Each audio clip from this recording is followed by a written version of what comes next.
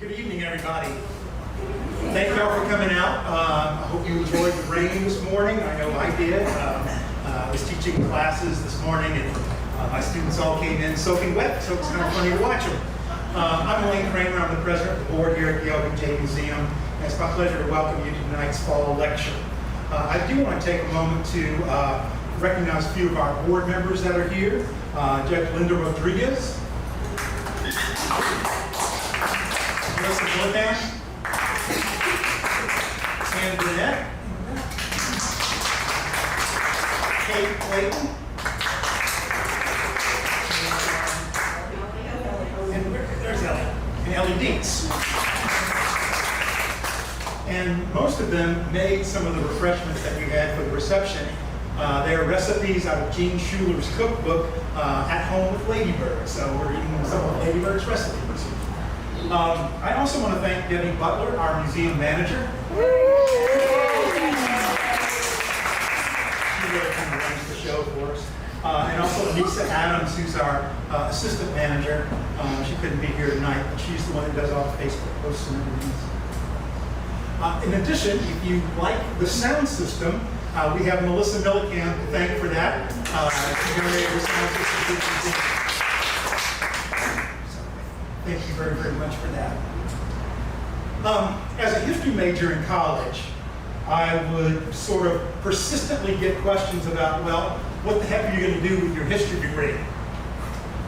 And so it wasn't until after I read Eudora Welty's The Robber Bridegroom that it occurred to me that my life was going to be fulfilled if I was going to be a park ranger on the Natchez Trace Parkway in Mississippi, tell stories up and down the parkway, and live in either Natchez or Vicksburg. Well, that idea only lived as a dream in my mind. Our speaker tonight lived that dream in reality. David Vela grew up in Wharton, Texas, and as he says, he is the grandson of a sharecropper. He graduated from Texas A&M with a degree in recreational parks and tourism science in 1982. Upon graduation, David embarked on an exceptional 38-year career in public service that culminated as acting director of the U.S. National Park Service, the first Latino to hold that position. Now, along the way, he held some positions that make me very jealous, including superintendent at Grand Teton National Park in Wyoming, superintendent at the George Washington Memorial Parkway. It's not the Natchez Trace Parkway, but it's pretty cool. And then positions with the San Antonio Missions National Historical Park, Appomattox Courthouse in Virginia, and Independence National Historical Park in Philadelphia. David's also the author of Ola Ranger, My Journey Through the National Parks, which chronicles his time in the Park Service and the impact that the parks had on his life. And we have copies available for purchase after the lecture this evening.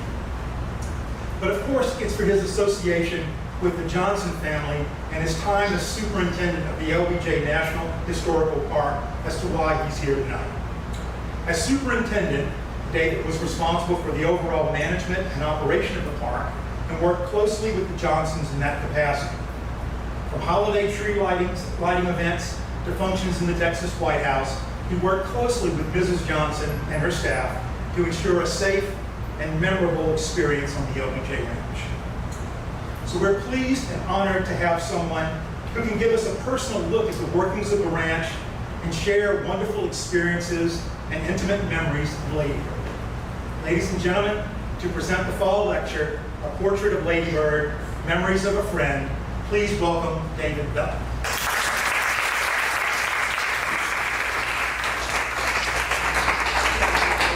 Thank you. Thank you so much. Can everybody hear me okay? It's a new mic, so we're trying it out. Awesome, it worked. I'm mic'd up on a number of places, so hopefully they'll stay in place. But it is truly an honor and a pleasure for me to be with you tonight. I just came back from Florida, where I gave keynote remarks at the Association of National Park Rangers before my colleagues from around the country. And I know when I first got the email, I was held at Ladybird. And I remember looking at my calendar, I'm like, okay, yeah, we can move this. Yeah, we can cancel this. but there was no way we were going to miss this. So I want to thank you, my dear friend, fellow Aggie, former professor at Texas A&M, for the opportunity to be with you here tonight. It is something special for me to reflect upon my journey through the national parks with Lady Bird Johnson. But before we get there, it may be helpful for me to kind of share with you where that journey began and why it began. So as mentioned, I grew up in Wharton, Texas. My wife of 43 years and she was my kindergarten classmate, my high school sweetheart, and she's very much part of my journey through the national parks. Melissa was one of those students that in kindergarten, she would sit in the front of the class. I would sit in the back of the class guarding the graham crackers. I was ready for that bell to start ringing and start eating. But the National Honor Society, DAR, and all that girls' state, that was Melissa. That was not me. I was more into the football and that type of the educational experience. And so Melissa sends her best regards. Growing up in Wharton, Texas was quite an experience back in the 60s. If you're familiar with Wharton, Wharton's claim to fame are its agricultural products. Cotton, corn, rice, pecans, and Wharton County Junior College, which I had the honor of attending, where I received an Associate of Arts degree in theater. Now, why is that important? So, my greatest role models, I'm the oldest of 3 kids, and the oldest of 12 grandkids. As was mentioned, my grandfather was a sharecropper. His influence of my grandparents on me, including my parents, was immeasurable. And Debbie, I want you to help me because this old park ranger can talk, but I want to make time for Q&A. Okay, so Debbie, can you help me keep track of time? Or, yeah, good. Okay, good. My role models were literally in the bedroom right around the corner from us. My daddy of 500 plus years of Vela family history was the first to get a college degree. I trace my ancestors back to 1465 from Spain. Amazing history there. I give speeches around the country, especially related to my book, and I talk to especially college kids, and I talk about, have you ever Googled your last name? Have you ever Googled your last name? It may surprise you. It may shock you. And especially if you do a DNA test, it will blow your mind as to what might be part of who you are. Vela in Spanish means the guardian, the watchman. And how interesting, because in the 60s, during the Cold War, the United States developed the Vela satellites to spy on the Russians to make sure that they were following the test ban treaties. Interesting. And how interesting, too, that 2 Velas, myself and our son, were responsible for helping to protect our nation's most special places, our national parks. 2 of my ancestors were captain in the Spanish Armada against the British. So what's in a name? Google it, find out. It will blow your mind. And I see myself, that DNA, as to one of the reasons why I did what I did over nearly 40 years as a public servant at the state and federal level. Now our son is following in my footsteps as the Deputy Chief Ranger in the Everglades. Our daughter, all of us are graduates of Texas A&M. Our daughter is in the education field. We have 8 grandkids. 1 of them will be going to Texas A&M, I can assure you. And maybe a 3rd generation United States National Park Ranger, hopefully. So our upbringing, the foundations that served me well in public service at the highest levels of the federal government were because of my parents. One of the most amazing things that served me well was growing up in a segregated community, was my dad telling me, as he worked at a sulfur company, the graveyard shift, went to the University of Houston during the daytime to get his bachelor's degree. Later got his master's degree at the School of Social Work, where he attended University of Michigan with Cesar Chavez's son-in-law. I'll never forget when Dad told us we're going to move to Michigan so he can get his master's degree, that I would hear Cesar Chavez speak at a rally as a teenager. You talk about life-changing. Here you had a man that stood this tall, but his voice was as high as the ceiling. It was phenomenal. The lessons that my parents were able to share with us. Parents also shared with us too something that served me well as I held political office and worked for elected officials, was, David, if you can't respect the office holder, respect the office that they hold. Now I want you to keep that in mind because we're going to get into specifics about what that means. Okay? So Wharton was a place, it was a tough place. We learned about segregation. We learned a little bit about discrimination. But it was a great place to learn about life. And the experiences that we had, to include a trip that my parents decided to take, which literally changed my life. One day around the dinner table, my parents said, we're going to go to Yellowstone National Park. And we're like, we're teenagers, we're like, what?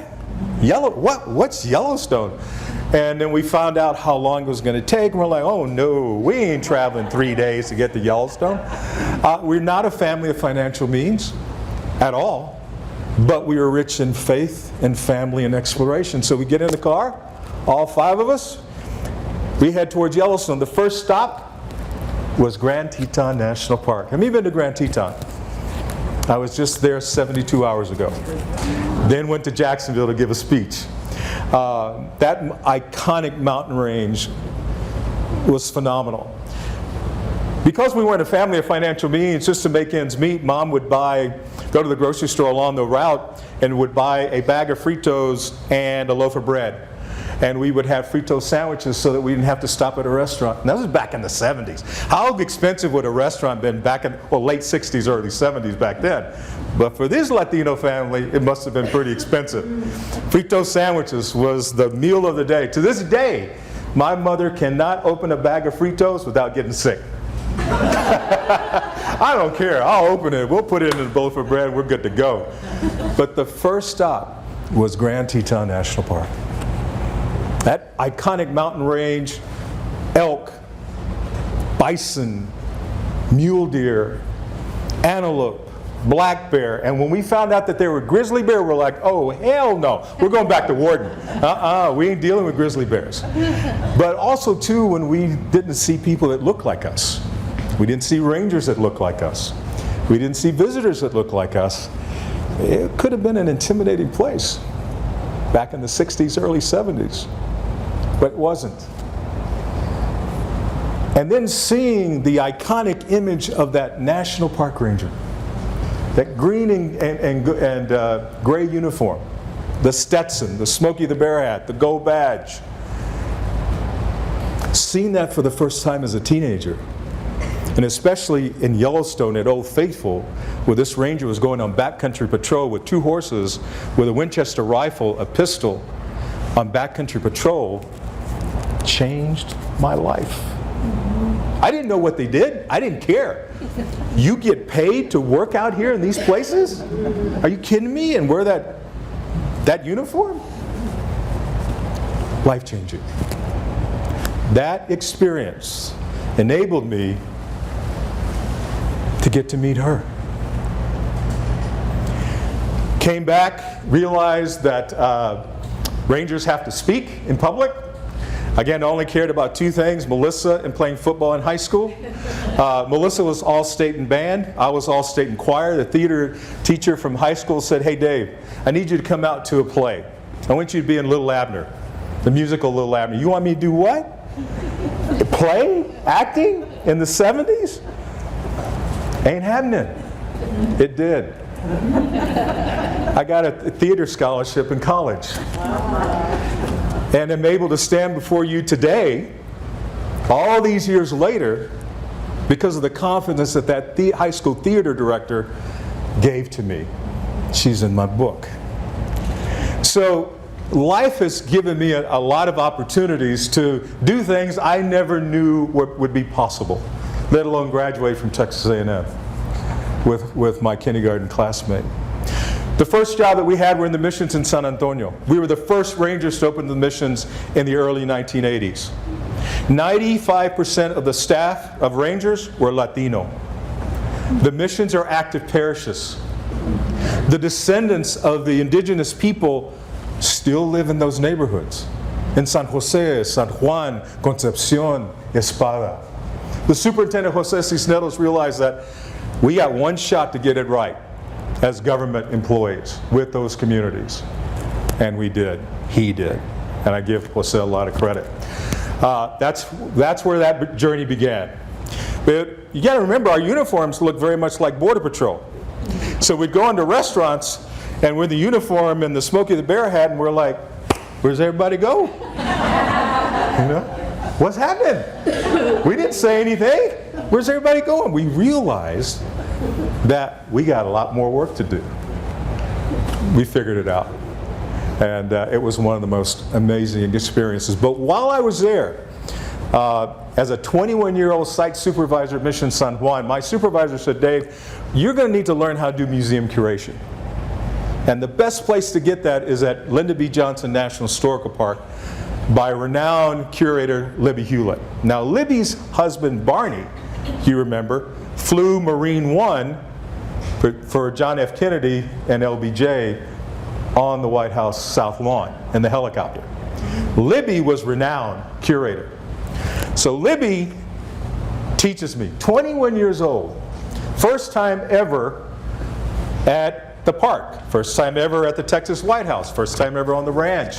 My job was to catalog suits that the president wore in the White House. Hit a Quonset hut, federal property. It was like walking into a mini Smithsonian Institute. Stuff that would never see the light of day to the public. But I was in this, it was like a kid in a candy store. You know, seeing treasures that no one would ever see. My job was to catalog the suits the president wore in the White House. Putting little bitty numbers in his pants. And it dawned on me, I'm the only one in the room. I'm holding up LBJ's pants. I'm like, I'm holding the seat of power right here in my hands, man. And it was quite the experience. I just learned so much, just being in the sights and the smells. And then one day, Libby, after a couple weeks, said, hey, Dave, you want to go to the house? I'm like, that house? The Texas White House? And he said, yeah, come on. Let me call Secret Service. She called Secret Service, no problem. 21 years old, I'm 63 now. My first experience wouldn't be the last in the Texas White House. Oh my goodness, what an experience. Libby wrote a note to my supervisor dated December 7th, 1981. David proved to be a quick learner and had a great interest in all aspects of curatorial training and work. I feel he should be commended for his interest. Besides his good learning ability, he has a marvelous disposition and personality. He'll be an asset to any park lucky enough to get him. Little did I know then that 23 years later, I'd be the superintendent of Lyndon B. Johnson National Historical Park. Not bad. And having a chance to meet her and to get to know her. So, let me tell you about the first time we met. I was just appointed, and I was superintendent at Palo Alto Battlefield in Brownsville. I was the third superintendent, the only U.S.-Mexican War property in the National Park system. It was the first battle of the U.S.-Mexican War. I was only the third superintendent. It was in 1998. I was asked by a regional office to be the state coordinator for Texas of all the national parks in Texas, which I agreed to do, in addition to being superintendent at LBJ. So the first meeting is held in Lucy Johnson's office. The night before, I got zero sleep. Man, I was praying. I said, I got one shot to get this right. First impressions, right? I'm going to meet Lady Bird Johnson. I couldn't wait, but at the same time, I can't tell you how many novenas I was saying on the way from Round Rock, Texas to Lucy's office in Austin. We go in, we're waiting, Lucy's conference table, Secret Service detail comes in, and there comes Mrs. Johnson. She's sitting right next to me, and I'm like, it's her. It's really her. And it's like lights kicked in, I'm on the stage, it's time to get down to business. And I remember, so Dave, tell me about yourself. And I said, well, ma'am, I'm a product of the Great Society program. She had that same look. So yes, ma'am, I'm a graduate of Head Start. I am a product of affirmative action. I am the first Latino superintendent to have the honor of preserving yours and the president's legacy for future generations. While my dad was getting his master's degree at the University of Michigan, we were on the food stamp program. That saved us. I can give you 100 different recipes on how to use government cheese, if you want it. Good stuff. That's what we survived on. But that program provided the basic necessities of life. It still does. And I said, Mrs. Johnson, I'm one of the living legacies of the Great Society program. And it would be the honor of my life to have a chance to get to know you and work with you. That was it. I got to tell you, folks, I could tell you Lady Bird Johnson stories. But what's interesting is that Lady Bird's influence carried me throughout my career in the Park Service. So we'll give you specifics about the park. Our office was in Johnson City. Of course, we had the two units. We had the Johnson City unit, his boyhood home, and then the ranch. Many of you went to the holiday events. Remember the holiday events where Lady Bird would, light the trees, and then you have the shuttle buses that would take you through the ranch. And I don't know if any of you remember that. Those were amazing times for us and my family and our two kids to have a chance just to be with Lady Bird and to celebrate the holidays, with her at events there in the Texas White House and with the family, especially with Lucy and Ian, very dear friends of ours.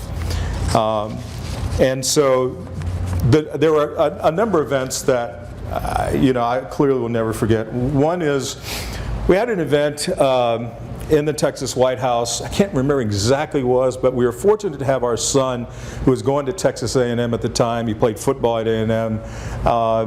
And he was sitting, we're in the president's office, and he's sitting at a table next to Lady Bird. And when you're in the president's office, you can see outside the window. If you remember, the trams would come in. And because she had Secret Service protection, you could not step off the trams. Under no circumstances were you going to step off those trams. And so many times we would take our kids and we'd be on those trams, and we'd look out of the tram looking in the Texas White House, and I wonder if she's there. Of course we wouldn't have a clue if she was there or not. But on this occasion, Anthony Vela was sitting in the office looking outside the window at the tram, sitting next to Lady Bird Johnson. And I'll never forget, he came up and he said, Dad, the tram. Look at the tram. I said, son, I'll never forget this. I said, don't ever forget this experience and who you're sitting next to. Because so many times we were in the tram looking into the house. Now we're in the house looking outside. Latinos from Morton, Texas. Go figure. It was an amazing experience. So between the holiday events and events like that, it was special. And we kept pinching ourselves. Did that really just happen? Were we chilling out with Lady Bird in the Texas White House? Yeah, we were. It was phenomenal. But on the serious side, every superintendent had to keep and maintain what was called the tribute book. Anybody guess what a tribute book would be, and why a superintendent would be responsible for maintaining a tribute book? Donations. Sir? Donations. It's a good guess. Yeah, donations. Yeah, they're fair enough. In this case, it was what will happen when the special agent in charge of our Secret Service detail calls you and says, Superintendent, I'm sorry to inform you that we've lost Mrs. Johnson. By the time I got responsibility for the tribute book, it was this thick. protocols. When you got the call, contact the regional director, contact the White House Military Protocol Office, et cetera, et cetera, et cetera. Helped with clearly preparations for the cemetery, although the cemetery was private, clearly on federal land. A whole myriad of checkboxes that we had to maintain and keep current. There was also something, too, that was unique for that superintendent, is that the superintendent would be responsible representing the National Park Service, that when she laid in state at the Presidential Library, that we would be there with her for 30 minutes. So just hold that thought. Okay. So the tribute book was quite detailed. And again, by the time I got a hold of it, it was quite thick. So one of the things, too, that we had, I had 2 private dinners, Melissa and I, at the Texas White House with Lady Bird. And always it would be Lucy and Linda, Lucy and Ian, and maybe every once in a while some grandkids. But the last dinner that we had would be my last with her, because I had accepted a promotion to be the superintendent of the George Washington Memorial Parkway right outside our nation's capital. So if you've been to DC, everything on the Virginia side from Mount Vernon all the way to the Great Falls of the Potomac were part of the George Washington Memorial Parkway, including Lady Bird Johnson Park and LBJ Grove that were part of that. In this particular case, it would be the last time. Now, there was a protocol when you had dinner with Lady Bird, and it would normally be around sunset. She loved a hill country sunset, loved it. And what she would do, there'd be rocking chairs right outside the president's office. And she loved to sit there and watch the deer scamper by and have the sunset over the Pedernales. Well, there was a set time when you got to the guard gate, because she still had Secret Service protection. Remember that white guard gate?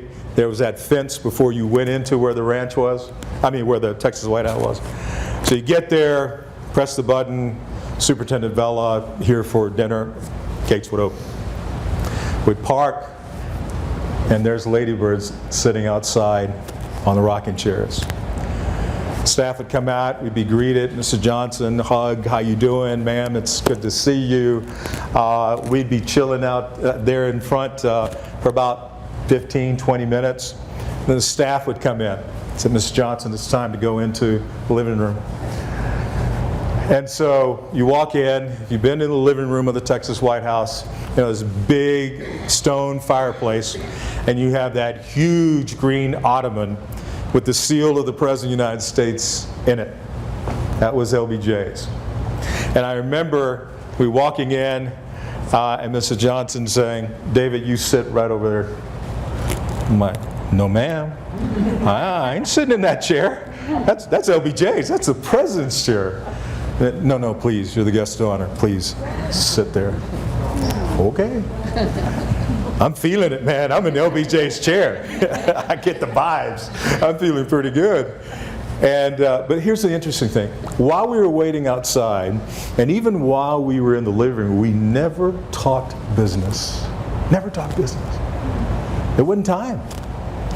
We'd have some hors d'oeuvres there, and then till the staff would come, Mr. Johnson, it's time to go into the dining room, President's dining room.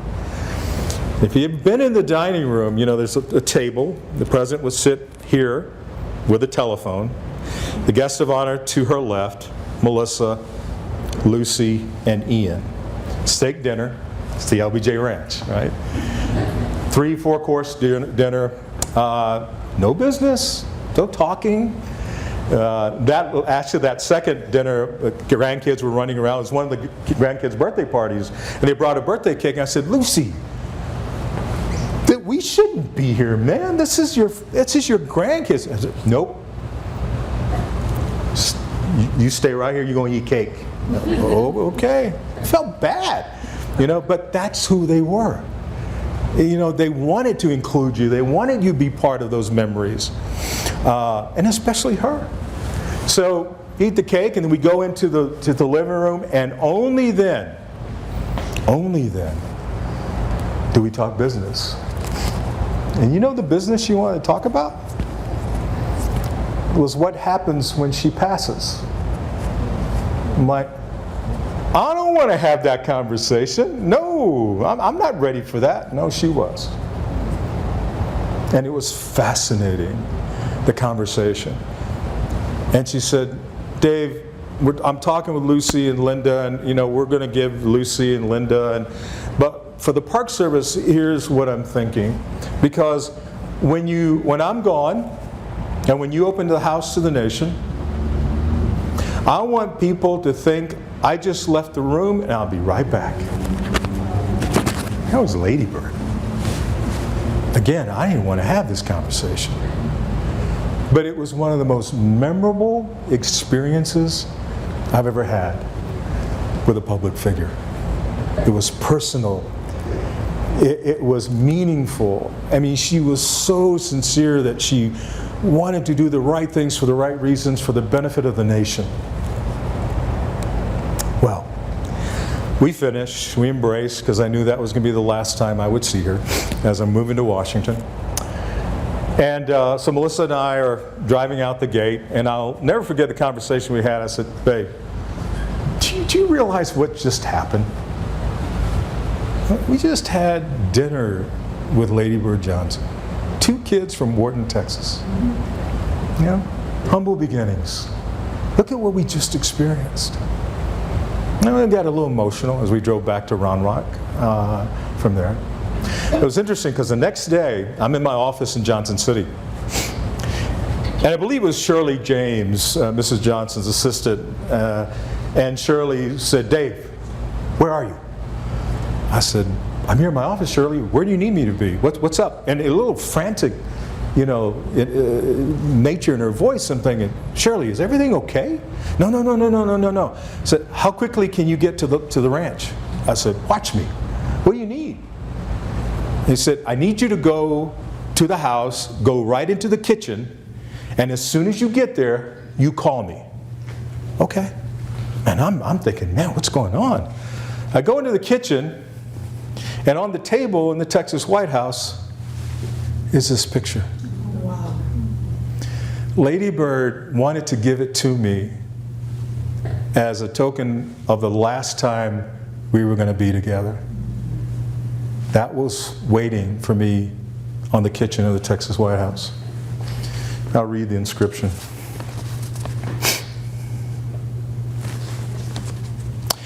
David, with heartfelt appreciation for your dedication and caring stewardship of this place I love so much. I'll tell you, my friends, that this picture, and I brought the Texas White House, her White House diaries, which is out there, because I want you to see the difference in her penmanship. I've been told that she signed this personally, because by this time with her stroke, they were starting to auto pen. And I want you to see her penmanship on the White House diaries that she signed on February 8th, 2001, compared to this. This is priceless for me. In the publication, she said, for David Vela, may your Park Service career bring you all the rich joy my own long acquaintance with the MPS brought to me in years past and still. February 8th, 2001. So, we moved to Washington.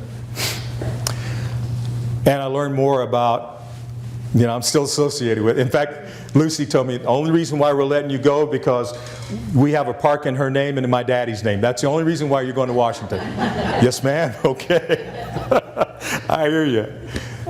One day, it was in the summertime, I believe in the summertime, my chief ranger comes to my office around 5 o'clock. He said, Dave, I had this somber look, and I said, Chief, what's the matter? And he said, you hadn't heard the news? I know. What's going on? He said, man, I'm sorry to tell you, Dave, because I know how close you were to her, but we lost Mrs. Johnson. I'm like, okay. Clearly, we knew it was going to come. Shortly after that, I get a call from our regional communications officer and said, Dave, where are you? I said, I'm here in the office. Bill, what do you need? Man, I got ABC News, I got NBC News on the line. You must be the only person in Washington that had the relationship with Lady Bird because they want to interview. And I said, you. And I said, when? Right now. Lady Bird Johnson Park. Get there. I did 8 interviews at Lady Bird Johnson Park, back to back to back to back. Now, the interesting part of it was Melissa had already flew back to Texas. I was scheduled to go the next day. So, I'm still processing. And until I get a call on the way to BWI Airport, said, Dave, where are you? I said, I'm on my way. Well, we have a favor. Name it. Well, we have a special request that we want you to be with Mrs. Johnson for an hour as she lies in state. You and Melissa. I said, I'll be there all day.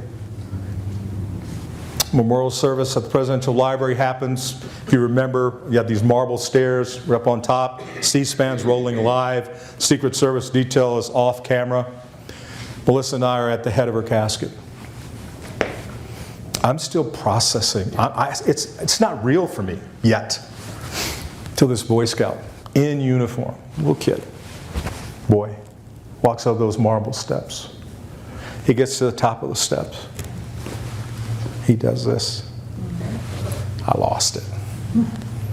My knees were shaking. Melissa was having to hold me up. I mean, it just dawned on me that I had lost her. It was painful, but at the same time, the respect this Boy Scout gave to someone he didn't know was so memorable to me. It'll be something that that I will not soon forget.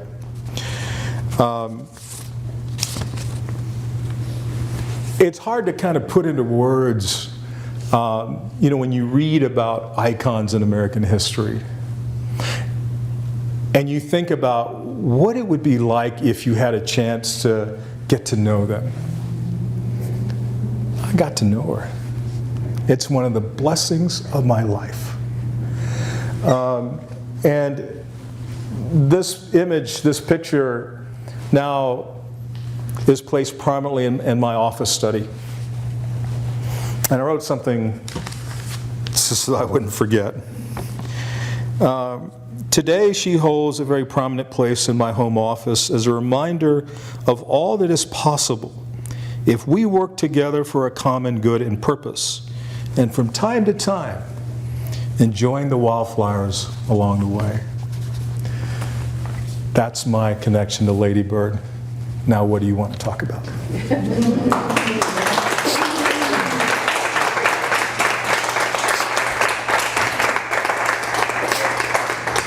There's much more detail in the book, by the way. So, We have time for questions? anything? Yes, sir. So in the National Park Service, how do you get moved to different places? Is there a certain time span, or is it global connection, or how does it work? It's a very good question. Things are starting to change a little bit because in my day when I started in 1981, you had to move for that promotion. Now, it's possible you could have stayed in one park your entire career. Nothing wrong with that. But for me, you remember that Ranger that had that Winchester rifle and that pistol? I wanted to wear that. I couldn't at San Antonio, but I did at Chief Ranger at Appomattox Courthouse in Virginia, where Lee surrendered to Grant. I lived in the home of the district clerk. Everything in the house was original, the wooden floors. When Lee surrendered to Grant, the Confederate forces lined up their arms on the Lynchburg-Richmond Road right by my house. The last casualty of the Civil War, a Union officer, Custer, violated the ceasefire, fired cannons, killed a Union officer in my backyard. Oh, it was fascinating. Oh, I could tell you Appomattox Civil War stories. So I moved to get law enforcement and then went to Philadelphia, promotion.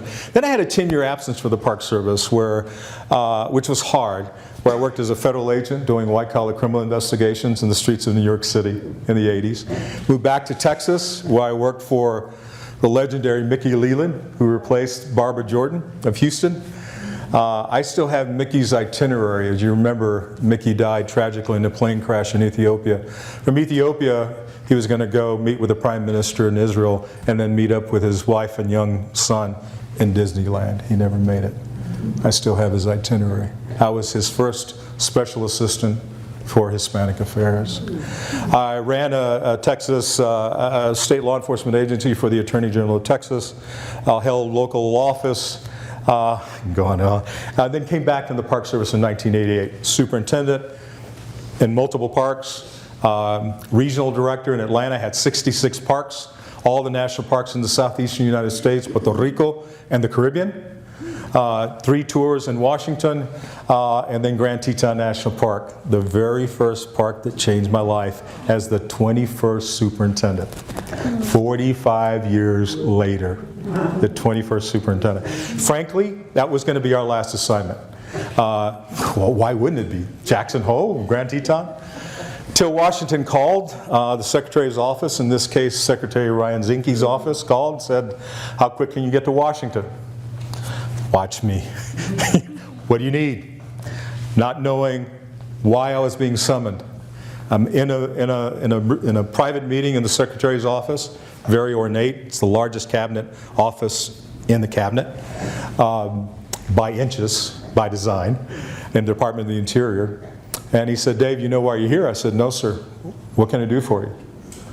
And the first question that he asked of me was, how do we fix the National Park Service? I went, fix it? Okay. I realized I was being interviewed to be the 19th director of the National Park Service. I was nominated by President Trump as the first Latino in the history of the National Park Service, went through Senate confirmation. Now, remember what I told you earlier about politics. I pride myself on being able to work all sides of the political aisle. Pride myself. I'm one of the few people in that Congress, in the Senate, to get a unanimous vote out of the Senate Energy and Natural Resources Committee. Unanimous. After the vote was taken, there's one U.S. Senator that always voted against every Trump nominee. Every Trump nominee, no matter who it was. I then got a hold of that senator, we got to know each other, and I had the senator's full support. Unfortunately, hundreds of us got out of committees, and you have to go to the floor of the Senate. And 10, 11 o'clock, 12 o'clock at night, you have the President of the Senate of the majority party, in this case Republican, and a senator. Mr. President, I hereby seek unanimous consent for Raymond David Vela of Texas to be the 19th Director of the National Park Service. Without objection, so ordered. Boom, that's it, you're done. That never happened. They ran out of time. Ran out of time. By this time, I was Deputy Director of the National Park Service. I was the number 2 running the agency. When the new Congress comes in, the President has to renominate you. You have to start all over again. But because the Senate flipped, Joe Manchin, Lisa Murkowski of Alaska was chair.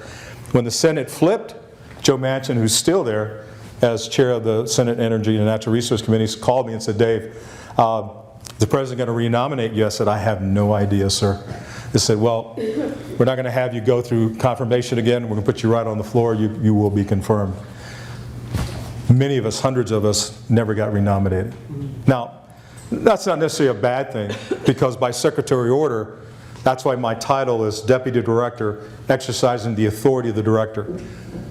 I still sat in the chair for a year and ran the National Park Service. So from that first experience in Grand Teton to running the National Park Service was one of the blessings of my life. It's a long response to your question, but that's the story. While Director, COVID hit. While Director, George Floyd was murdered. I'm dealing with riots in the nation's capital. I'm dealing with requests to remove Confederate statues from national parks, which I refuse to do, because they tell a story, as painful as it may be.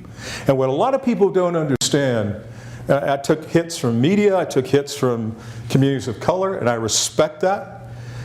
But many of those monuments that are on battlefields today were put together by the combatants themselves. After the war, they would have reunions on those very battlefield sites. They were able to reconcile. why can't the nation? So they tell stories, as painful as they may be, but they themselves put a lot of those monuments on American battlefields run by the National Park Service. They're still there. Okay?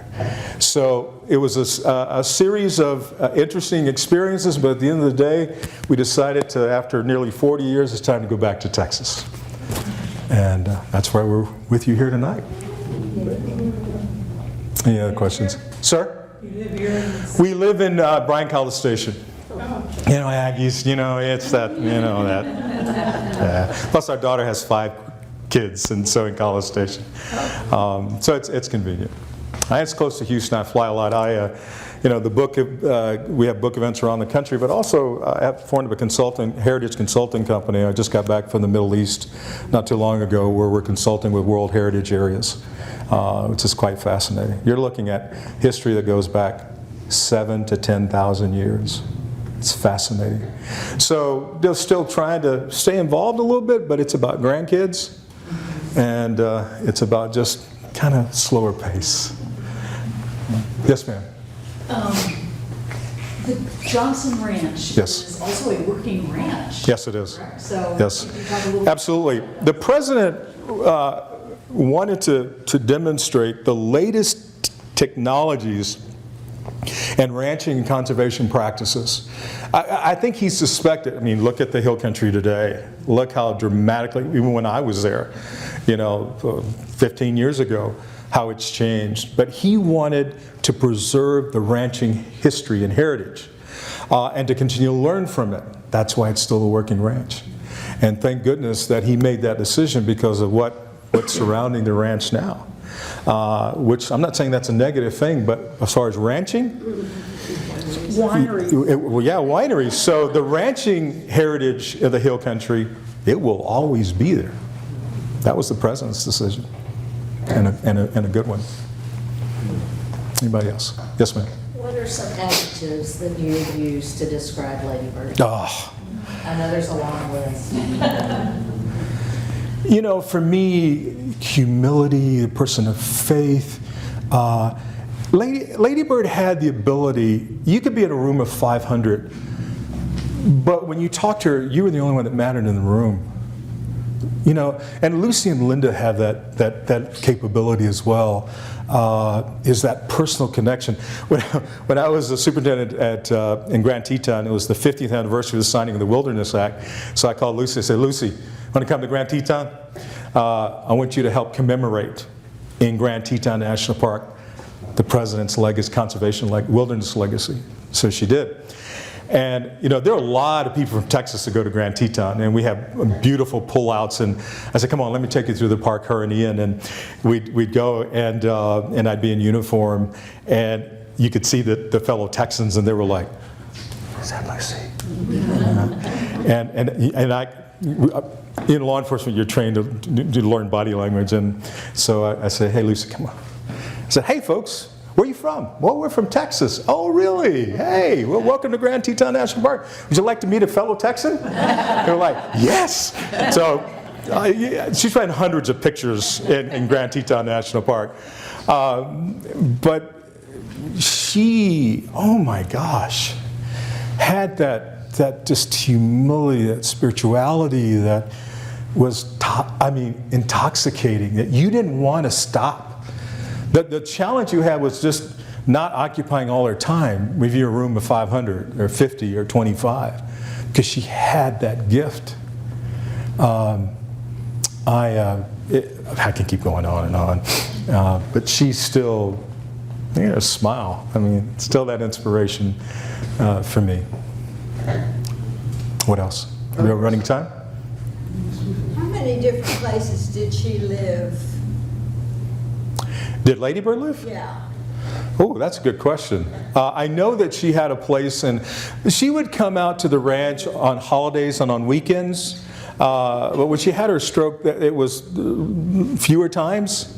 But I know that she had a place in Austin, and Lucy was constantly with her too, which was a really good thing. She grew up from childhood You know, that's a real, I know she grew up in East Texas, and the story of this, how she got the name Lady Bird is fascinating, because there are a whole bunch of books that have been written about Lady Bird. I don't know the specifics of that, but when you think about, you know, when the president was a member of Congress, and he was Senate Majority Leader, you know, and their home in Washington, D.C., clearly the presidency, and I mean, I would envision... Where did she meet him?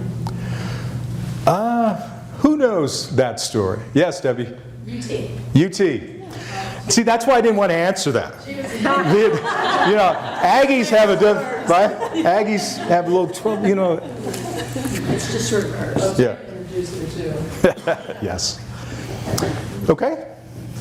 Folks, let me again close by just thanking you again for this opportunity. It's a pleasure to be able to talk about my dear friend, and thanks for coming. Have a good night. Thank you. I appreciate it. My pleasure. My pleasure. Thank you. And books available for sale, $10, is that? Give me the LBJ Ladybird rate. All right, thank you all for coming.